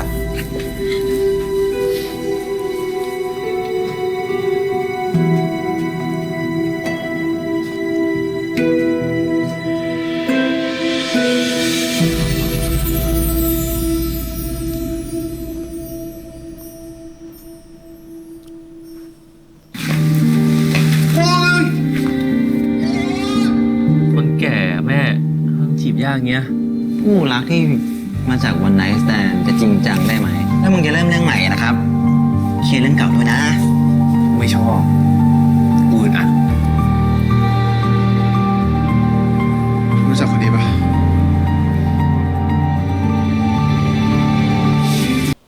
บอกแล้วว่า8 ตอนนี่คือเท่ากับ12 ตอนแหละเพราะว่าตอนนี้ EP หนึ่งนี่คือ1 ชั่วโมง 10 นาทีนะครับผมนานมาก70 นาทีเนี่ย EP นี้ก็โหประเด็นมันเยอะอะครับผมมันหลายเรื่องมากจริงๆมันก็พูดได้ไม่หมดแต่ไม่อยากจะเดาเรื่องก่อนเอาไว้ว่าจะไม่เดาเรื่องแล้วกันเพราะว่าเดี๋ยวพรุ่งนี้มันต้องมี EP ไอที่นี่มี2 EP เนาะยังไม่อยากเดาเรื่องเดี๋ยวพรุ่งนี้ดูกันต่อนะครับผมก็เอาแค่เรื่องประเด็นในวันนี้ก่อนละกันว่ามันเกิดอะไรขึ้นบ้างนะครับผมมันก็จะมีตัวละครอยู่ไม่กี่ตัวหรอกเอาเป็นเรื่องหลักๆก่อนละกันเอาของหลี่หมิงก่อนละกันนะครับผมกับเรื่องของหลี่หมิงเนี่ยมันเป็นเรื่องประเด็นของการที่ว่าความฝันของเด็กนะครับผมที่มันเหมือนกับยังหาไม่ได้ว่าตกลงฉันต้องเป็นอะไรฉันต้องทำอะไรนะครับผมฉันจะเรียนต่อไปยังไงฉันจะเรียนอะไรต่อไปความฝันของฉันคืออะไรฐานะทางบ้านกับไม่เอื้ออะไรผมมันเรื่องปัญหามันเยอะหมดเลยคือรู้สึกว่าปัญหาของเด็กก็คือในมุมของผู้ใหญ่มันดูไม่ปัญหาไม่ใหญ่แต่จริงๆแล้วถ้าเรานึกถึงตอนที่เราเป็นวัยนั้นนะครับผมปัญหาสำหรับแค่เนี้ยของเด็กก็คือเยอะแล้วนะสำหรับเราตอนนั้นน่ะถ้าแบบบางคนที่บ้านมีโอเคหน่อยนะครับบ้านมีฐานะหน่อยไม่ได้มีปัญหาครอบครัวอะไรนะครับผมปัญหาเดียวของเขาตอนนั้นคือจะเรียนอะไรเรียนที่ไหนดีเรียนไปวันนี้ฉันจะเรียนคณะอะไรความฝันของฉันคืออะไรประมาณแค่เนี้ยคือปัญหาของเด็กแต่หลี่หมิงไม่ใช่นะฮะหลี่หมิงก็จะเป็นปัญหาที่เยอะกว่าปกติจะเป็นเด็กที่เขามีปัญหาครอบครัวด้วยนะครับบ้านไม่มีฐานะนะครับผมลุงก็ไม่ได้ใส่ใจเขาแบบลุงไม่ได้เข้าใจเขาขนาดนั้นนะครับผมบ้านก็จนคือแบบหลายๆอย่างที่มันเป็นปัญหาที่มันเป็นปัญหาของเขาเรียกว่าพื้นฐานของการใช้ชีวิตรวมถึงการศึกษาเขาก็ไม่ได้เป็นคนที่เรียนเก่งนะครับผมกันเลยว่ามันมีหลายๆอย่างมากที่มันรุมเร้าอยู่ตอนนี้แล้วเหมือนบีบคั้นหรือเร่งรัดเขาให้ตัดสินใจว่าเขาต้องเลือกอะไรซึ่งถามว่า EP นี้ค่อนข้างจะให้โฟกัสกับเรื่องของหลี่หมิงพอสมควรนะครับว่าหลี่หมิงจริงๆแล้วควรทำยังไงในมุมของ2 คนนี่คือเหวินกับมุมของตัวลุงจิมในการที่จะมองว่าเอ๊ะจริงๆแล้วชีวิตของเด็กควรเป็นยังไงต่อลุงจิมก็จะเหมือนกับแพทเทิร์นเดิมๆของผู้ใหญ่ยุคเก่าที่เหมือนกับว่าก็อยากให้เด็กจบปริญญาตรีเนาะเรียนไปฉันส่งให้แกเรียนจบปริญญาตรีได้อยากให้มีแกอยากให้มีปริญญาตรีจบแล้วปริญญาตรีเขาได้ไปหางานต่อทำงานต่อเพราะว่าคนสมัยก่อนจะเชื่อในแพทเทิร์นว่าปริญญาเป็นสิ่งที่สำคัญนะครับผมการได้จบปริญญาตรีมามีวุฒิมาก็สามารถที่จะทำงานต่อได้แต่เราบอกว่าจริงๆแล้วในมุมของเหวินนะก็เป็นมุมสมัยใหม่ในมุมที่บอกว่าจริงๆแล้ววุฒิต่างๆของการเรียนเนี่ยไม่ว่าจะเป็นปริญญาตรีปริญญาโทอะไรก็ตามเนี่ยบางทีสมัยนี้มันอาจจะไม่ได้จำเป็นขนาดนั้นแล้วเพราะว่ามันมีทางเลือกมากมายในการที่จะทำมาหารายได้เลี้ยงอาชีพนะครับผมรวมถึงมันมีสายอาชีพอื่นๆที่มันไม่จำเป็นต้องมีวุฒินะครับผมแบบแล้วมันก็ก่อรายได้ให้กับคนนั้นได้ด้วยนะครับผมซึ่งถามว่ามันมีใบเซอร์ติฟิเคตอะไรไหมมันอาจจะมีนะครับผมแต่มันไม่ได้มีวุฒิจริงจังว่าคุณต้องจบปริญญาตรีด้านนี้เนาะปริญญาตรีมันไม่ได้มีทุกสาขาในอาชีพที่มันมีบนโลกนะครับผมนี่พวกเป็นสายอาชีพแล้วเนี่ยมันไม่มีปริญญาตรีนะครับมันไม่มีปริญญาตรีช่างซ่อมแอร์ไม่มีปริญญาตรีช่างทำผมนะครับผมมันไม่มีนะครับผมเพราะฉะนั้นมันบางงานบางอาชีพมันก็เป็นอาชีพที่ก่อเงินก่อรายได้ได้เหมือนกันโดยที่ไม่จำเป็นต้องจบปริญญาตรีทีเนี้ยมันอยู่ที่ว่าความฝันของเขาตอนนั้นมันคืออะไรซึ่งเด็กอย่างหลี่หมิงเนี่ยมันมีความคิดคล้ายๆกับหัวสมัยใหม่คล้ายๆกับฝั่งเวสเทิร์นนิดนึงที่เหมือนกับว่าบางทีเด็กจบม.6 มาเขายังไม่ได้เรียนต่อปริญญาตรีเลยนะเพราะเขาจะไปหาตามความฝันก่อนว่าฉันอยากจะชอบอะไรไปเรียนรู้การใช้ชีวิตก่อนไปลองทำงานดูก่อนนะครับผมว่าจริงๆแล้วฉันทำอะไรได้ดีฉันอยากจะเรียนอะไรมันมีอันนึงป๊อปอัพขึ้นมาในหัวของตัวหลี่หมิงเนาะคืออยากเป็นบาร์เทนเดอร์บาร์เทนเดอร์ก็ไม่มีปริญญาตรีนะครับผมถูกไหมเพราะฉะนั้นการที่เราจะอยากเป็นอะไรสักอย่างเนี่ยบางทีเราต้องออกไปค้นหาตัวเองก่อนเพื่อจะให้รู้ว่าตัวเองเป็นอะไรซึ่งเป็นความคิดของคนสมัยใหม่มากๆแต่ถามว่าในแพทเทิร์นของต่างประเทศบางทีอาจจะทำได้นะครับผมแต่พอมันเป็นแพทเทิร์นที่มันอยู่ในกรอบของคนไทยบางทีมันทำยากนิดนึงเพราะคนไทยเนี่ยบางทีมันจะแบบจะทำอาชีพอะไรบางทีมันก็ไม่ได้มีโอกาสหรือมันมีอะไรมากมายเหมือนกับเวลาเหมือนกับอยู่ต่างประเทศเรทค่าเงินรายได้มันก็ต่างกันนะครับผมฉะนั้นมันก็จะมีปัญหาที่รู้สึกคนที่มันมองเข้ามาก็จะรู้สึกเป็นกังวลว่าจะทำได้ดีจริงหรอมันจะทำได้จริงหรอมันจะเอาตัวเองรอดจริงหรออะไรเงี้ย เราว่าตัวหลิมหมิงก็เข้าใจในจุดนี้หลิมหมิงพยายามจะเอาตัวเองผลักตัวเองไปอยู่ที่อเมริกาเพื่อจะไปหาโอกาสใหม่ๆไปเก็บเงินไปเก็บทองที่นู่นนะครับผมจริงๆก็มีเยอะมากลูกพี่ลูกน้องพี่ก็มีเหมือนกันที่เหมือนกับไปทำงานที่ออสเตรเลียนะครับผมก็คือเหมือนไม่ได้จบปริญญาโทเลยนะก็คือไปทำงานเป็นแบบเรียนเซอร์ติฟิเรียนเหมือนเขาเรียกไดโพลมานะครับคือเหมือนกับว่าเรียนแบบอนุปริญญาไปเรื่อยๆเพื่อจะต่ออายุอยู่ที่ออสเตรเลียนะครับผมแล้วก็ทำงานเก็บเงินที่ออสเตรเลียทำงานเก็บเงินมาเป็นกอบเป็นกำเลยก็เพื่อจะเหมือนว่าสุดท้ายก็มีเงินก้อนกลับมาแล้วค่อยมาทำงานสายอาชีพในเมืองไทยต่ออย่างเงี้ยด้วยวุฒิหรือความรู้ที่ตัวเองมีซึ่งถามว่ามันผิดไหมก็ไม่ได้ผิดนะครับผมแต่ละคนมันก็มีเส้นทางในการที่จะหารายได้เลี้ยงอาชีพเลี้ยงตัวเองเลี้ยงครอบครัวที่มันแตกต่างกันสำหรับเราสึกว่าเราก็เห็นด้วยในทางเวิร์ดเหมือนกันนะว่าจริงๆแล้วมันไม่มีตัวกำหนดกฎเกณฑ์หรอกนะว่าปริญญาตรีคือทุกอย่างแต่ถามว่าความรู้จำเป็นไหมหรือว่าต้องกลับมาพูดกันว่าความรู้ต่างหากที่จำเป็นหรือเปล่าปริญญาตรีอาจจะไม่ใช่สิ่งจำเป็นนะครับผมแต่ความรู้คือสิ่งจำเป็นแต่ถ้าคุณอยากจะเดินเข้าสายอาชีพที่เป็นสายอาชีพของสายงานหลักที่เป็นรูปของบริษัทนู่นนี่นั่นอะไรเงี้ยปริญญาตรีก็อาจจะจำเป็นนะครับผมเพราะปริญญาตรีก็เป็นตัวกำหนดวุฒิและเป็นตัวกำหนดฐานเงินเดือนเหมือนกันนะครับผมที่จะเข้าเหมือนเป็นใบเบิกทางและการในการสมัครเข้างานนะครับผมแต่ถ้าเป็นงานสายอาชีพเนี่ยปริญญาตรีก็อาจจะไม่จำเป็นทีเนี้ยมันต้องรอดูแล้วว่าคนเนี่ยมันจะชอบอะไรคนที่เราคุยด้วยชอบอะไรบางทีอาจารย์แนวมันไม่ได้จำเป็นหรอกอาจารย์แนวบางคนเดี๋ยวนี้ไม่รู้เรื่องอะไรเลยเพราะอาจารย์แนวบางคนก็ไม่ได้มีความรู้รอบตัวที่ขนาดเรารู้ทุกอาชีพทำอะไรนะครับผมคนที่มีความรู้บางสายอาชีพเขาก็มีความรู้เฉพาะอาชีพของเขาเพราะฉะนั้นเขาไม่มีทางจะรู้ว่าทุกอาชีพเขาทำอะไรบางทีครูแนะแนวไกด์ได้แค่ว่าเด็กต้องเลือกแบบไหนเด็กต้องเลือกยังไงแต่ครูแนะแนวบอกไม่ได้หรอกว่าคุณต้องเป็นอะไรคุณทำอะไรได้จะดีเพราะมันคือความชอบของเด็กมันคือชีวิตของเด็กนะฮะทีนี้ปัญหาของ EP นี้มันคือการไม่ได้คุยกันนะครับผมตัวหลีหมิงไม่ได้มีโอกาสได้คุยกับคุณลุงของเขาคุณอาของเขานะครับคือจิมนะคือถ้ามันมีการคุยและเปิดใจคุยกันมันจะเข้าใจกันมากขึ้นเห็นไหมว่าเวลาเขาไปคุยกับเหวินเนี่ยเหวินเก็ตเลยว่าหลีหมิงต้องการอะไรหลีหมิงจะเป็นอะไรหลีหมิงต้องทำอะไรแล้วซัพพอร์ตหลีหมิงได้ด้วยนะครับซัพพอร์ตความรู้สึกนะได้ด้วยแต่กับตัวของคุณอาเขาเองเนี่ยกับทำไม่ได้เพราะอาเขาเหมือนกับว่ามันมีแพทเทิร์นที่เป็นหัวโบราณอยู่มันมีแพทเทิร์นของการคิดแบบเดิมๆอยู่มันเลยไม่เข้าใจว่าหลานต้องการอะไรทีนี้ปัญหาของหลีหมิงมันไม่ได้จบแค่นี้ไงปัญหาของหลีหมิงในการที่ตอนนี้มันยังรุ่มๆดอนๆอยู่เนาะในการจะหาว่าตัวเองจะทำอะไรแล้วไม่รู้ด้วยตัวเองจะไปได้ยังไงจะไปต่อยังไงจะไปเมืองนอกยังไงยังไม่รู้เลยนะครับผมความรักก็เริ่มก่อตัวขึ้นระหว่างตัวเขานะครับผมซึ่งคราวนี้แหละมันก็จะมีความแบบว่าสับสนโอลหม่านขึ้นมาในชีวิตของวัยรุ่นเนาะบางทีวัยรุ่นของเราเนี่ยบางทีแบบใครจะไปรู้ว่าจังหวะเวลามันจะมีความรักมันก็มาโดยที่เราไม่ทันตั้งตัวแล้วมันก็มาในจังหวะที่บางทีเราก็ไม่ได้พร้อมที่จะรับมือมันนะครับผมเราบอกว่าความรักบางทีมันเกิดในจังหวะที่เราไม่ได้พร้อมนะบางทีเหมือน EP ก่อนเราพูดไปว่าความรักบางทีมันต้องมีความพร้อมเนาะแต่บางทีมันชอบมาเกิดในตอนที่เราไม่ได้พร้อมพอมันเกิดในตอนที่ไม่พร้อมมันอยู่ในช่วงของการประคับประคองมันจะทำให้ความรักก่อตัวขึ้นกระวนกระวายหัวใจเราต้องเ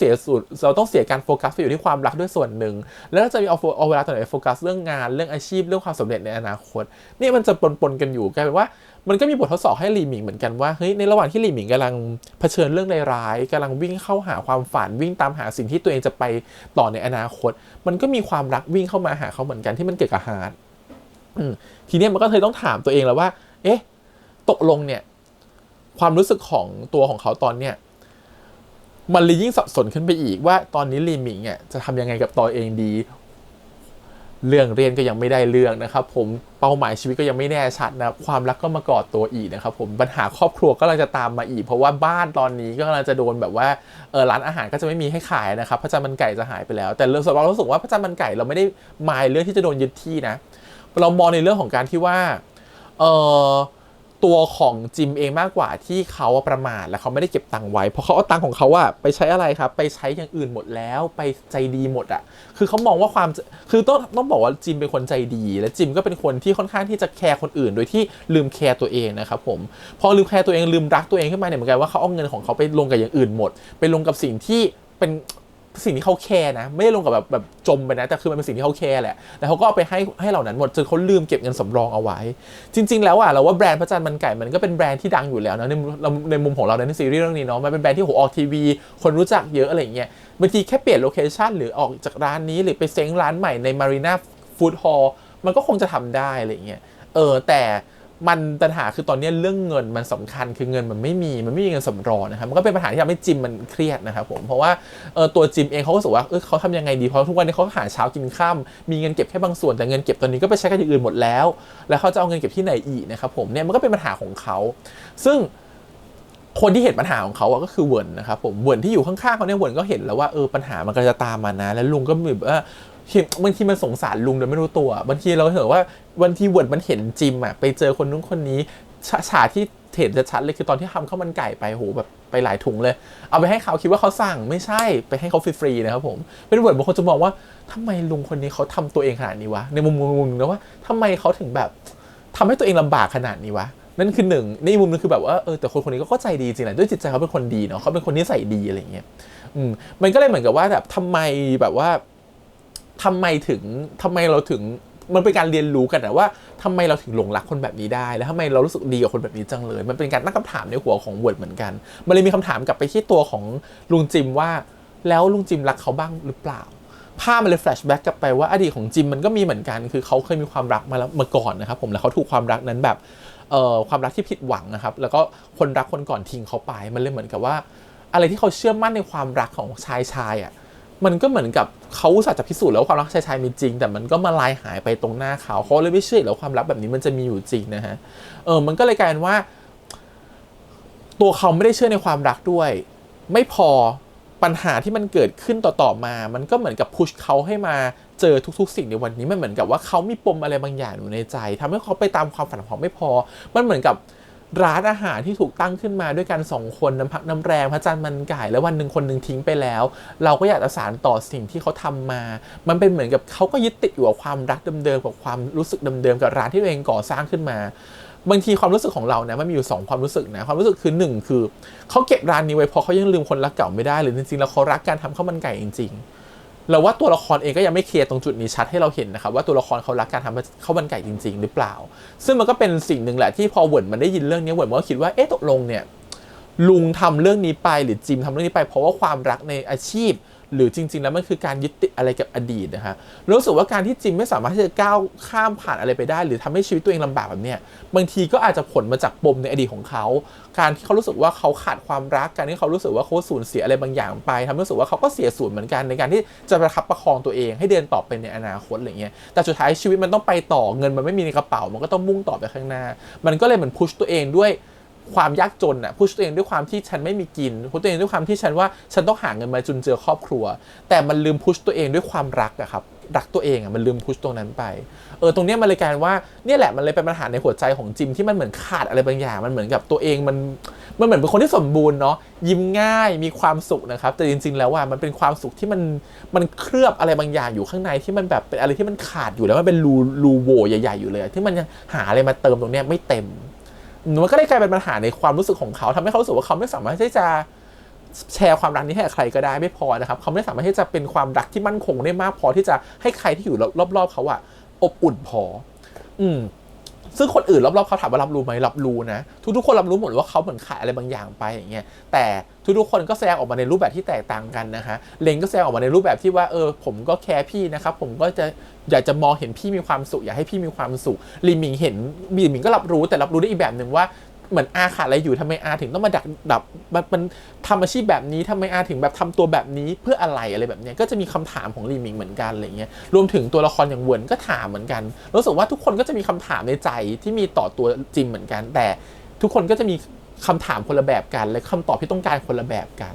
ในความรู้สึกคือนี่แหละมันคือความรู้สึกที่มันเกิดจากการที่เราดูเรื่องนี้รู้สึกว่าจิมมันก็เป็นตัวละครที่มันขาดอะไรบางอย่างอยู่แต่ถามว่าเวิร์นขาดไหมเวิร์นก็ขาดแต่เวิร์นที่สิ่งที่เวิร์นขาดคือเวิร์นขาดความรักความรักที่เหมือนกับว่ามาเติมเพราะตอนนี้เวิร์นมันก็เลยเหมือนกับว่าความสัมพันธ์ที่มันมีกับคนก่อนคืออารันเนี่ยมันไม่ได้โอเคขนาดนั้นแล้วมันกำลังวิ่งหาความรักที่รู้สึกว่ามันดีกว่าสิ่งที่มันมีอยู่ตอนเนี้ยแล้วมันก็รู้สึกว่ามันมีความรู้สึกที่มันแบบดีกับคนนี้มากๆดีกับลุงจิมมากๆดีกว่าความรู้สึกแบบนี้มากจนรู้สึกว่าเฮ้ยฉันต้องการความรู้สึกแบบนี้ว่ะฉันอยากโหยหาความรักแบบนี้ว่ะมันเลยรู้สึกว่าคนนี้สำคัญกับเขาขึ้นมามันก็เลยกลายว่าคนที่ขาดความรักตอนนี้กำลังจะวิ่งเข้าหาจิมนะฮะ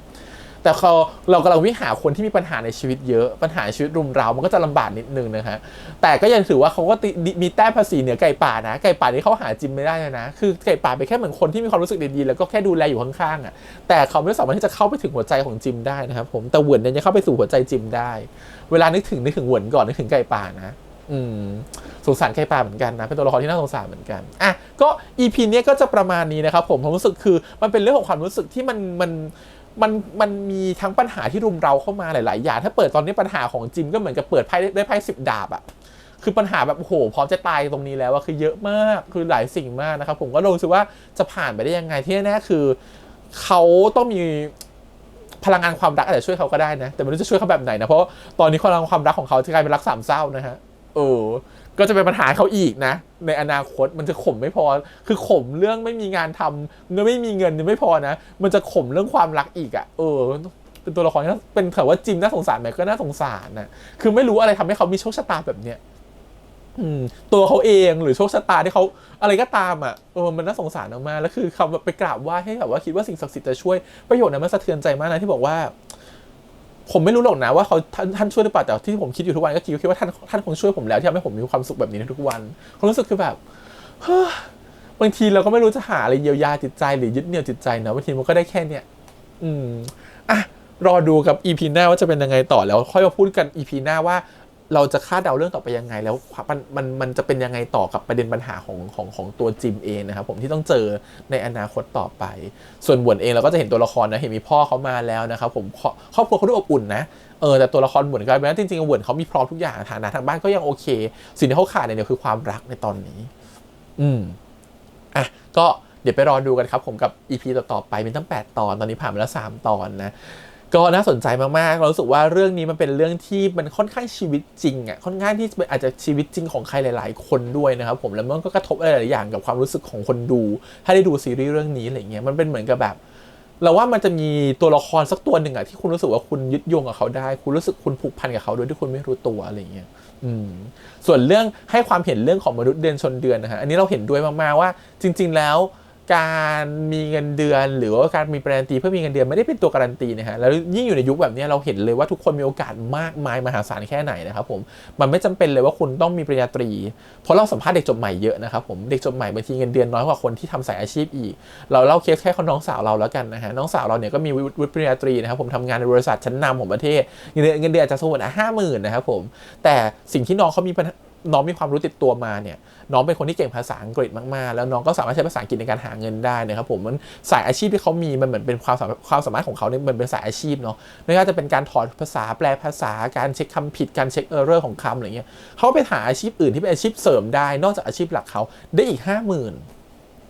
ซึ่ง2อย่างอาชีพรวมกันเนี่ยก็ได้สมมติ100,000สมมตินะฮะมันก็เลยกลายว่าเฮ้ยบางทีอาชีพเสริมพวกเนี้ยมันมากกว่าอาชีพเงินเดือนหลักด้วยซ้ำนะ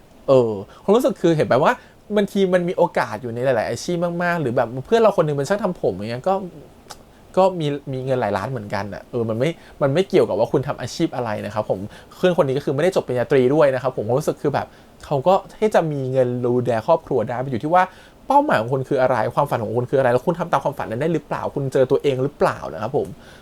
บางคนจบปริญญาตรีมาปริญญาตรีก็ไม่ได้ใช้อะไรนะครับเพราะเขาอยากเป็นเชฟบางคนจบปริญญาตรีมาแต่คุณไปทำที่บ้านคือมันไม่ได้บอกเลยว่าปริญญาตรีมันคือสำคัญแค่ไหนหรือวุฒิมันสำคัญแค่ไหนมันสำคัญที่ความรู้ในหัวคุณน่ะไปแอพพลายกับอะไรได้มากกว่าไปประยุกต์ใช้กับสิ่งใดได้มากกว่าแล้วมันทำให้เกิดอาชีพกับตัวคุณหรือเปล่านั่นต่างหากแหละที่เรียกว่าความรู้และความฝันและอาชีพนะครับผมความรู้สึกคืออาชีพมันอะไรที่มันหลากหลายมากๆมันไม่ใช่ยึดติดกับว่าถ้าคุณต้องมีวุฒิปริญญาตรีเท่านั้นมันแค่ความภูมิใจนะสำหรับเรานะแต่สุดท้ายงานเงินความรักการดูแลครอบครัวได้ความฝันเราว่ามันเป็นอะไรที่ความภูมิใจมากกว่าการที่แค่จะมีวุฒิปริญญาตรี1 อันพูดแบบนี้ไม่ได้หมายถึงว่าให้ทุกคนไม่ต้องเรียนนะฮะแต่ความรู้สึกคือแบบถ้าความฝันของคุณมันอยู่ที่มันต้องเกิดจากการที่คุณต้องมีวุฒิคุณตรงไปคุณควรจะมีวุฒิปริญญาตรีแต่ถ้าความฝันของคุณมันไม่ใช่แบบนั้นอ่ะคุณควรจะตั้งความฝันใหม่แล้วคุณคุยกับพ่อแม่คุณให้ดีว่าความฝันของคุณคืออะไรแล้วบางทีไอ้วุฒิปริญญาตรีอาจจะช่วยเสริมความฝันของคุณก็ได้เช่นถ้าคุณจะเปิดร้านอาหารถ้าคุณไปเรียนสายอาหารหรือเรียนสายโรงแรมคุณก็อาจจะทำให้คุณเปิดร้านอาหารได้อย่างมีความรู้รู้จักกฎของภาษีนู่นนี่นั่นอะไรอย่างเงี้ยมากกว่าการที่คุณไปเปิดร้านอาหารโดยที่คุณแบบไม่ได้จบปริญญาตรีคุณไม่มีความรู้เลยจบม.6 มาแล้วสนแบบทำอาหารเพียวๆอะไรเงี้ยมันก็จะต่างกันนะครับผมรู้สึกว่ายังไงการมีความรู้ก็อาจจะสำคัญกว่ารวมถึงการมีความรู้หรือการเข้าร่วมมหาลัยก็อาจจะทำให้คุณได้คอนเนคชั่นรู้จักเพื่อนกลุ่มใหม่ๆรู้จักคนมากขึ้นก็ได้ก็ประมาณนี้ครับผมขอบคุณทุกคนที่ติดตามกันนะครับผมฝากกดไลค์กดแชร์กด Subscribe นะครับติดตามเสียงทาง YouTube Instagram Twitter แล้วก็ Facebook ครับวันนี้ก็มามีความสุขและอมยิ้มไปด้วยกันอมยิ้มเหรอวะไม่น่าจะอมยิ้มเนาะขมขนาดนี้มีความสุขไปกับตัวละครในบางโมเมนต์แล้วกันนะครับไปก่อนครับบ๊ายบาย